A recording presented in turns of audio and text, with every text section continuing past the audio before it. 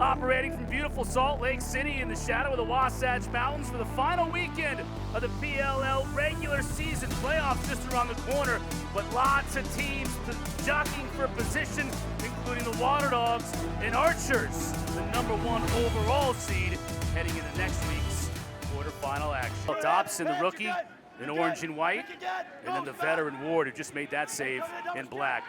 Streaking in, scores! It's Conrad. More the midfield, Clark. His 4th straight hat trick, Clark. He's really had a great second half to the year. From beyond the arc, and Leclerc is there. That's going to be a one-pointer right on the line, with 44 getting a little bit more playing time with Matt Moore's injury, making the most of it. Plenty of time for the Dogs, and Kelly, whose defender falls down. Now he gets back to his right. Thought he might fire one because he could light it up from distance. Back to his right, a little bit of a better shot, and scores.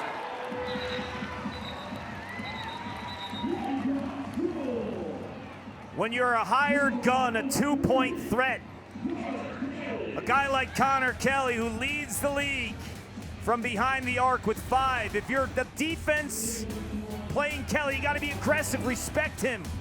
How does he counter with a dodge? You want to play me as a shooter? I'll beat you off the dribble. Kelly and the Dogs up by 1. They need to be better in that category. Look away! Aim it now again from X. Up top. Good. O'Keefe takes the extra pass and scores. Schreiber had a look at a goal, opted to get it to the goal scorer in O'Keefe, and he buries it. You want to be better in the power play? Let Max shoot. I said in the open, he's the best shooter in the world right now. Everyone knows he wants that spot. If there is one place on the field that Mac O'Keefe has scored more goals than anywhere else, it's that exact spot. We're good. Look away! To Fields, looking to use a pick. Gets free in the middle of the field, shoots and scores! Too much space.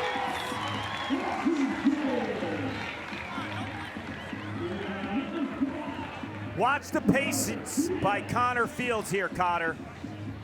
When he's kind of in the middle of the field, right about here, I think he's shooting. Little pump fake, gets the defense to bite, and then he continues his movement towards the cage, closer to find pay dirt.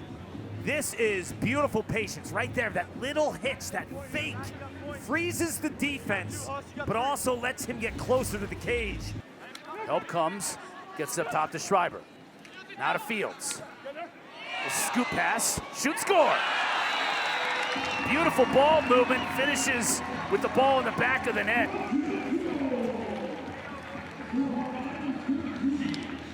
It's Ryan Ambler, who I think is an underrated baller. He's a two-handed lefty midfielder who can beat you off the dribble, and that's patience. I mean, that looks like Mac O'Keefe streaking right there. This is a beautiful flip. Once Connor Fields smells the double team, he flips it a lot like Rylan Reese. You feel the pressure, whoop, little flip pass there. And because of the double and all the attention on Fields, absolutely perfect. What a night, what a crowd, right? Look at this crowd here tonight. Packed, absolutely juiced. I know Q is working a college football game in Atlanta. He says it's 1,072 degrees down there, and it's perfect tonight. And that shot from Ryan Conrad was perfect. Dogs, once again. Conrad had the controversial second goal. Unextended, I just thought he could have taken a couple more steps above the cage. Diving goal! WATERDOGS take advantage of it. And you know that's what they like to see. 22 shutout last week. Getting much more involved, and Clark, to your point that you made earlier in the game, much more aggressive on that end. This is Michael Sowers to a T, throwing his body in the air, and that extends his angle. So you're thinking, oh, why do you need to jump here? Well, when he jumps, he gets away from the pressure, right? Because look at his angle. It's like a 45-degree angle away from that help defense, but it also increases the way that he's looking at the goal and approaching Dobson. As a backup goalie, when you're up big and you get thrown to the Wolves, it's not easy. Slide comes. Prevents Fields from getting a good look, but a great pass, though. LeClaire finishes. Man, Fields got pressed out. Didn't have much of a shot, but he found 44 wide open in front. Up to 20 with Courier. Working on Harris. Now back side, falls down, gets rid of the ball to Walker. 10 to shoot. Walker gets in front and scores.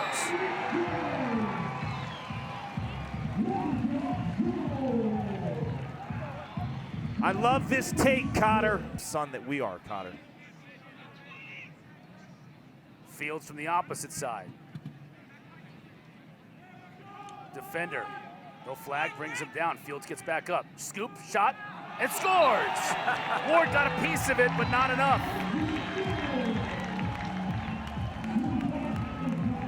Gumby's at it again. Except he's not a green toy. He wears the number 5 for the Archers. This is ridiculous. He's flapping and flying all over the place.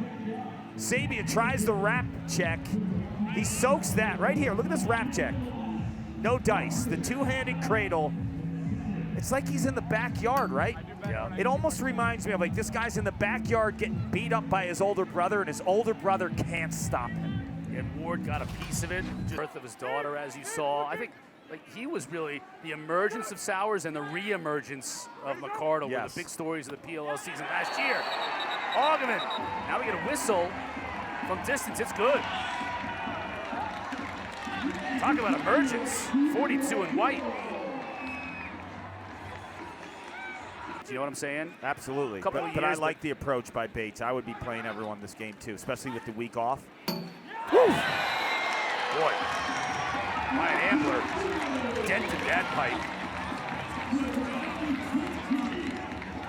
Righty goalie, lefty pipe, count it. This is the second awesome goal by Ambler. The first one was a face dodge. This time, he continues. And the story for the Archers shooting today, if I had to describe it by one word, it's patience. They take the extra step. Just poor angle shots. Oh, he had him there. Instead, he got rid of it to Conrad, and he continues his great game, although he does come up holding his side a little bit. 15 in black.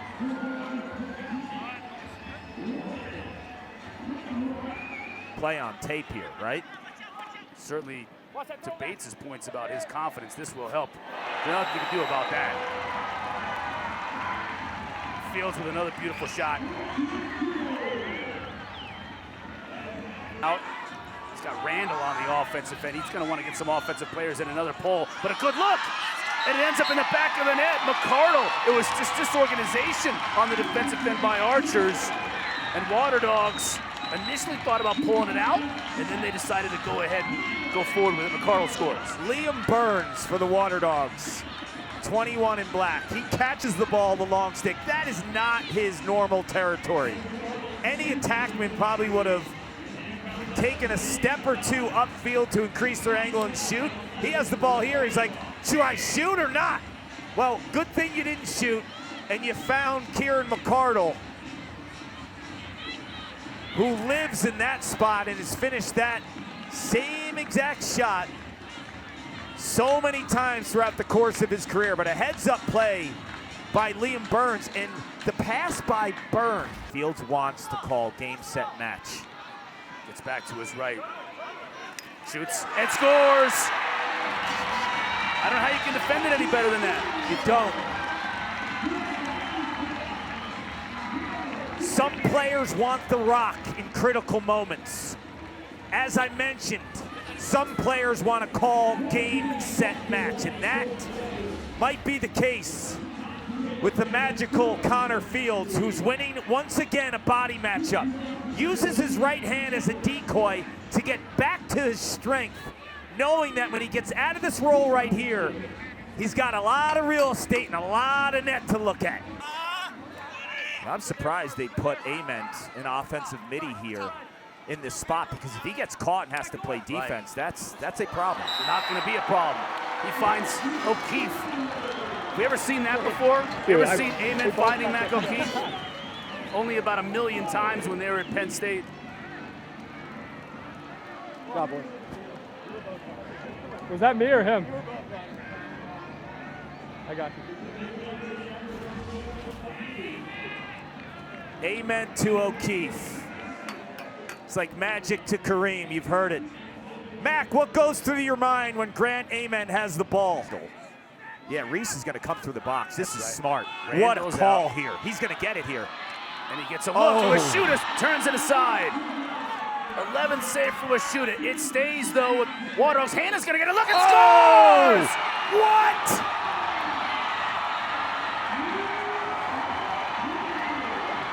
Connor! Utah! Yes! That is unbelievable. The first attempt with Rylan Reese was masterful. Andy Copeland drew that up to perfection. I thought the game was toast. That was the first look. Washuta makes the stop. In all my time watching Jack Hanna play lacrosse, I've never seen the old school bouncer like that. He is normally pure gas, shots to the high corners through the air, not the turf. Look, that is a two-pointer, and as a goalie, that is such a hard shot to track because he uses the turf, and that thing is flying off of it. Way to finish this game. It looked like the Archers had it all going their way. Sisselberger wins the faceoff. Now we get possession back to the Dogs. They got a shot here. It's all tied up. Walker gets free in the middle. He'll shoot. Washuta makes the save, and it goes over his head. McCardle gets it back and scores!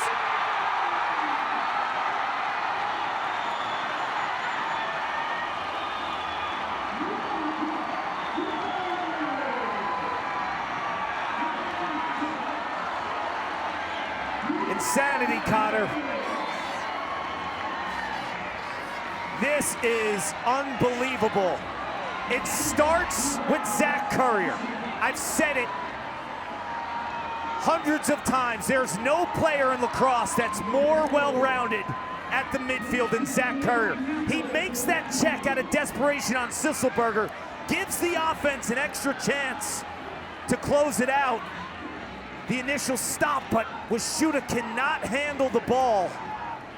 And McCardle, there's no timeout for the challenge, but the play by Zach Currier shows you why, when it's money time, he's the most well-rounded midfielder. Salt Lake City, we're not even close to being done yet. Beautiful sunset in the backdrop. Got the Redwoods, got the Atlas on the field warming up. They're gonna start right at the bottom of the hour on ESPN Plus and ESPN2, so don't go anywhere. 14-13 our final. For Paul Carcaterra, Kaylee Chelios, and our entire crew, I'm Chris Cotter. Thanks for watching the PLL on ESPN. We'll see you at 8:30.